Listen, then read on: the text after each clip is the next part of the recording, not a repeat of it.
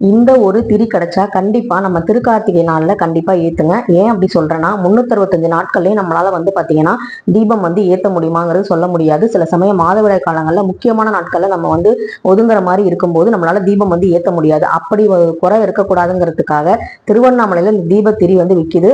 365 திரி அங்கதான் நம்ம கேள்விப்பட்டிருக்கேன். அந்த திருவண்ணாமலைக்கு போயிட்டு வந்ததுக்கு அப்புறம் தான் இந்த திரியை தேடி கண்டுபிடிச்சு வாங்கி நான் 2 வருஷமா ஏத்திக்கிட்டு இருக்கேன். இது எங்க ஊர்லயே கிடைச்சது பூஜா ஸ்டோர். அதை நான் வாங்கி வச்சுட்டேன் நேத்தே.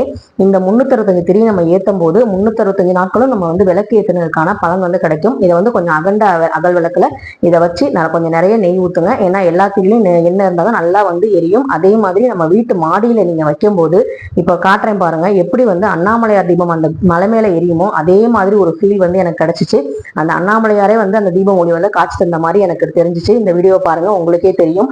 அந்த மாதிரி ஜோதி வடிவில் நான் பார்த்தேன் அண்ணாமலையாரை. நீங்களும் பார்க்கணும்னா கண்டிப்பா